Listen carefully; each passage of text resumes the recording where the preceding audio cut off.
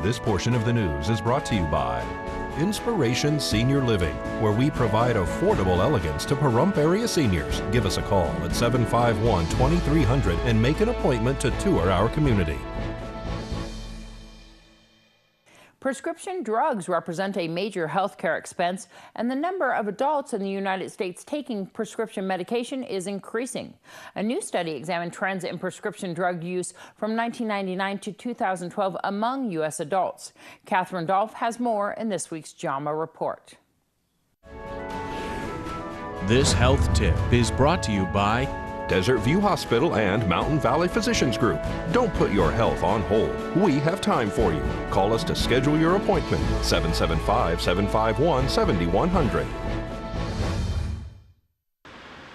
Today there seems to be a pharmacy on almost every street corner. With hundreds of different drugs coming and going from the market, it's not surprising that prescription drug use is on the rise. We observed an overall increase in prescription drug use. In 1999-2000, 51% of all U.S. adults aged 20 and older reported any use of prescription medications. And this increased to 59% in 2011-12. Dr. Elizabeth Cantor from Memorial Sloan Kettering Cancer Center and co-authors examined more than a decade of data from nearly 40,000 U.S. adults 20 years and older participating in the National Health and Nutrition Examination Survey, or NHANES. The number taking 5 or more prescription drugs almost doubled from 8.2% in 1999 to 2000 to 15% in 2011 to 2012. This is particularly notable among older adults, ages 65 and older. When we account for age, we find that the trends persist, suggesting that there are factors other than the aging of the population driving this increase. When we look at drugs taken to control high blood pressure, diabetes, high cholesterol, depression, we see increases in all of those drug classes. We also see increases in some less commonly used drug classes, such as muscle relaxants. Simvastatin, used to treat high cholesterol, was the most commonly used prescription drug in 2011-12, taken by nearly 8% of all U.S. adults. And when we look at the 10 most commonly used drugs in 2011-12, most of these drugs are taken for conditions associated with cardiovascular disease, as well as the factors contributing to cardiovascular disease, such as obesity. The sharpest increases in prescription drug use occurred in the early 2000s. Within the later 2000s, we actually saw that some drug classes remained stable and some modestly decreased. Catherine Dolph, the JAMA Report. Prior studies about prescription drug use were limited in scope and often restricted to certain populations.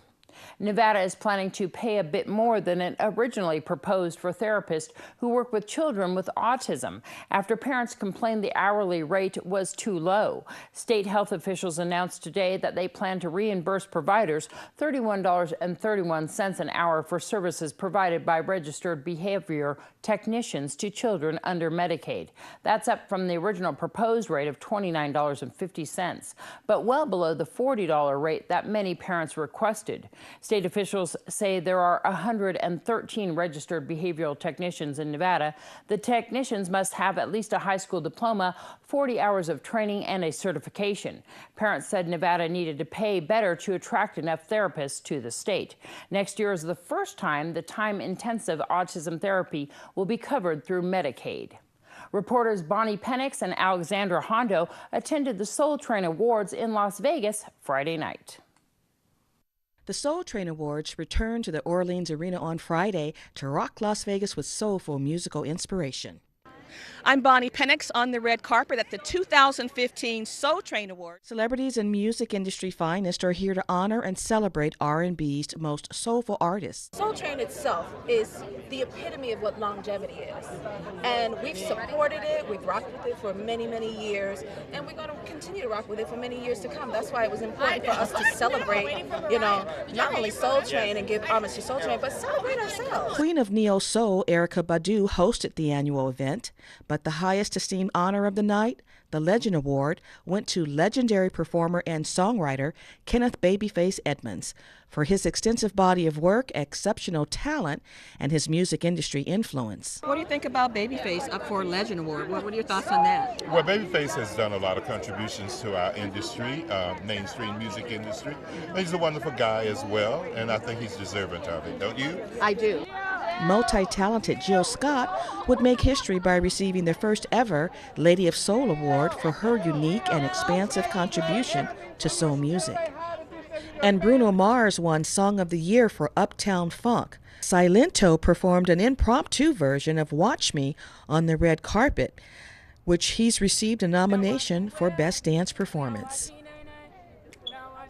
Show-stopping soulful performances by Tyrese, Bobby Brown, Fantasia, and R. Kelly, to name only a few, brought the audience to their feet. So tune in to the hippest trip on BET November 29th at 8 p.m. Eastern Time to see all the winning results. I'm Bonnie Penix reporting.